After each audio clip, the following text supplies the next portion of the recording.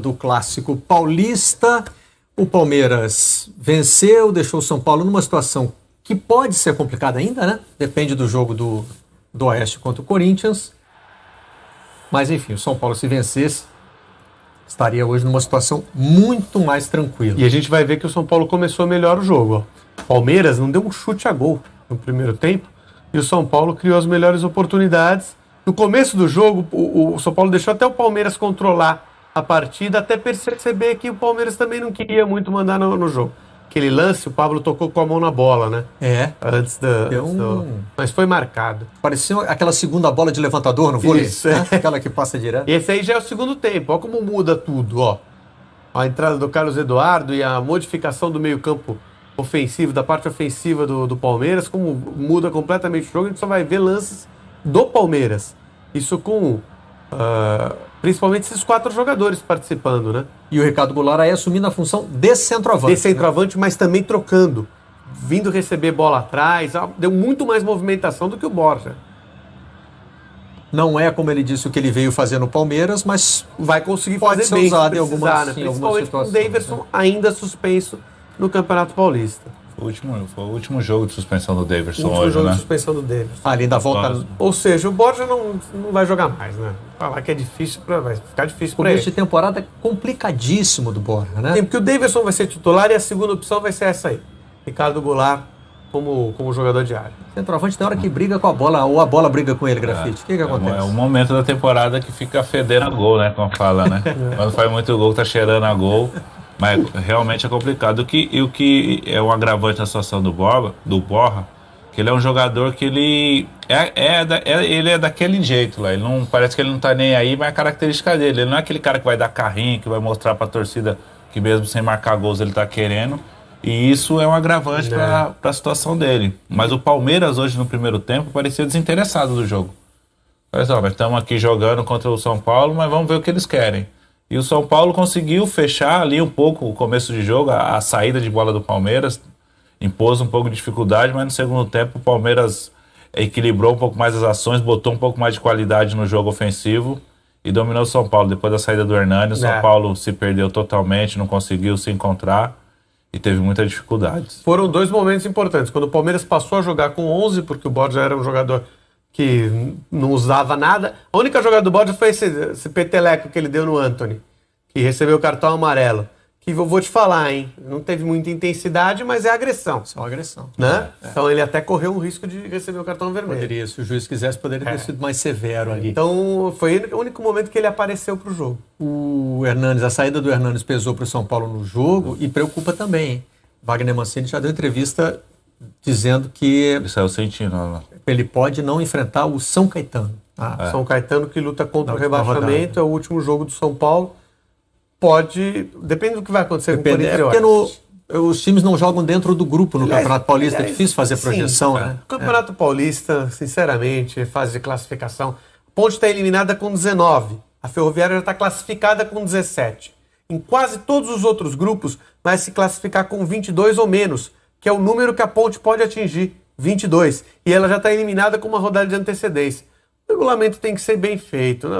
E esse regulamento perdura, não é um regulamento. Não é esse ano. E é um regulamento bizarro há anos.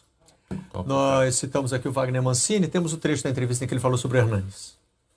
O Hernanes a gente ainda não sabe, né? Seria um pouco equivocado eu falar alguma coisa sobre isso, mas aparentemente é alguma coisa muscular. Não sei se uma lesão, se um estiramento ou apenas uma dor forte no local, mas acho difícil que o Hernanes esteja em campo na quarta-feira, né? Diante do que eu vi em termos de evolução física dele, diante do que eu vi na chegada dele e como eu vi ele saindo de campo hoje, acho difícil que ele esteja à disposição.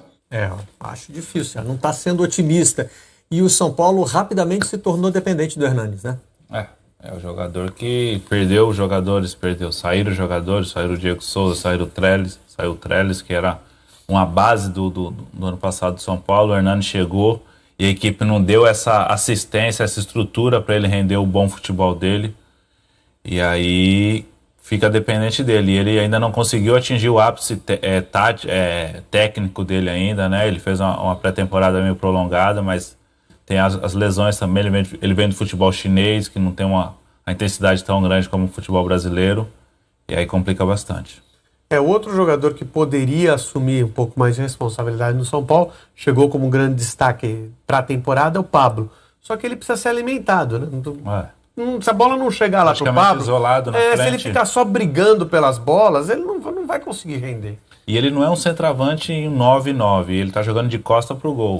Aí viu até o lance, muita bola pelo alto, ele tenta controlar, segurar a bola, mas ele tem muita dificuldade porque falta companheirismo ali, falta gente do lado dele para auxiliá-lo, né? E ele tem essa dificuldade. Ele é aquele centroavante que sai mais da área, vai procurar a Ele não tá fazendo isso, ele não tá conseguindo, o esquema não beneficia esse tipo de jogada. Vamos ouvir mais um trecho da entrevista do Wagner Mancini, dessa vez mais especificamente sobre o jogo. Acho que a torcida está no direito dela, a gente tem que entender, porque o São Paulo é inadmissível você jogar diante de Santos, de Corinthians e de Palmeiras e perder os 3 clássicos, né? Então é óbvio que o torcedor está muito chateado, assim como todos nós. É natural que a gente tenha hoje um vestiário de pessoas que sentiram isso, porque o São Paulo ele iniciou muito bem o jogo, fez um excelente início de partida, de primeiro tempo. Então esperava-se que hoje a gente chegaria no final de uma forma diferente. Então você escutar esse apuplo do torcedor, você escutar a vaia, escutar insatisfação deles é natural, porque realmente o momento pede exatamente isso. Aí o Mancini sendo compreensivo com as vaias que ele escutou durante a partida, né? Foram direcionadas a ele, ao time do São Paulo? Diretoria. A diretoria. No geral, a diretoria. Os mais... Convenhamos que são os maiores responsáveis, porque o planejamento do São Paulo para a temporada foi muito ruim. Então, você tem ideia de começar um campeonato como a Libertadores, com um técnico... A gente está ouvindo, Lofredo, as vaias. Acho que não vai dar para discernir para quem é, né? Mas... No final é para os jogadores e no final é para a derrota. No final é um descontentamento com a derrota. Nos finais foi direcionado à diretoria, né? Aí no final do jogo aos jogadores. E no final, acho que depois, no final do jogo, teve um protesto de alguns torcedores ali em frente ao ônibus da diretoria, se eu não me engano. É um momento difícil, é um momento complicado. E a torcida do São Paulo cobra bastante, porque as outras equipes, os outros rivais estão num momento melhor, estão vencendo campeões. Esse o próprio Mancini perdeu os 3 clássicos também, né? E quando perde tanto clássico seguido assim é complicado. Planejou mal, está replanejando mal. Porque se você quer uma reação a médio prazo, né, você não pode contratar um técnico que não pode te atender no momento, por melhor que ele seja.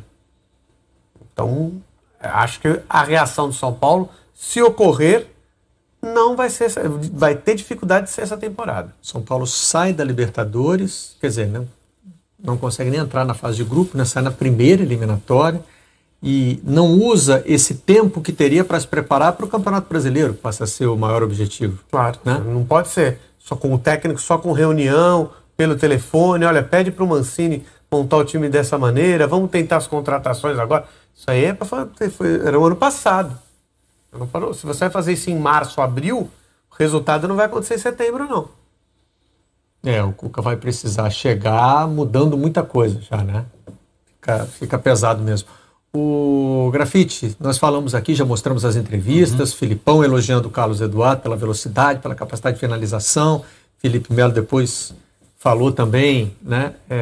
Elogiando e pedindo paciência, né? Dizendo que o jogador às vezes leva um tempo para encontrar o seu melhor futebol. O Carlos Eduardo e tem o outro atacante também do Palmeiras, o Felipe Pires, são jogadores que foram contratados para o Filipão ter alternativa ao jogo que o Palmeiras apresentou ano passado, né? Jogadores mais rápidos, que no 1 contra 1, no drible, que é assim como era com o Keno, né? O Keno tinha essa característica e o Filipão trouxe. E eles não haviam... Ele ficou com aquela dupla Dudu e William, né? Que funcionava muito bem. O William é um jogador que faz muita falta do Palmeiras esse ano, né? Esses dois davam ao mesmo tempo profundidade, eles eram capazes de procurar a linha de fundo, mas também sabiam cortar para o meio e finalizar. Isso. Né?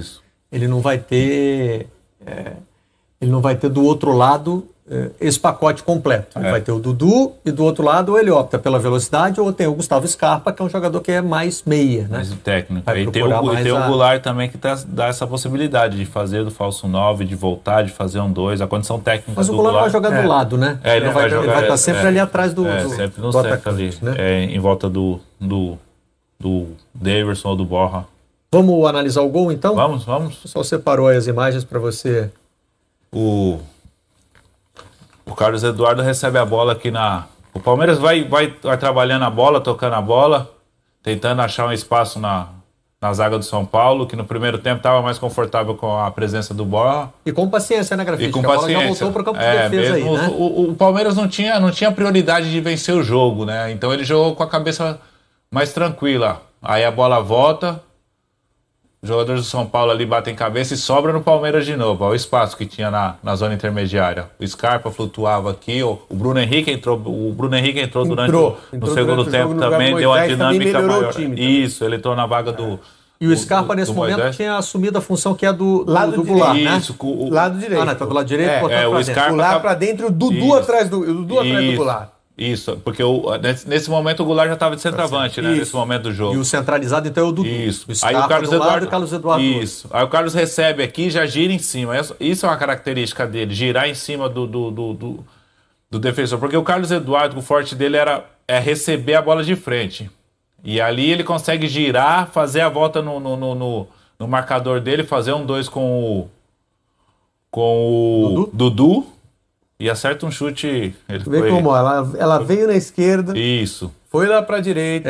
Você vê aí a paciência do time do Palmeiras. A paciência da zaga. equipe do Palmeiras trabalhando, girando O Gustavo Scarpa deixou o espaço pro lateral, pro Mike ali, veio aqui por dentro pra receber, voltou. Depois ele poderia ter recebido aquela bola. O Bruno talvez estava ocupando mais esse paciência lado aí, direito depois da vinda do Scarpa pro meio. Esse cruzamento talvez tenha sido o único momento de impaciência, né? Isso. E aí retomou a paciência de novo. E aí, aqui, ó, ele recebe de costas. O certo, aí, ó, ele já fez um 2, ó, e acertou um chute de rara felicidade.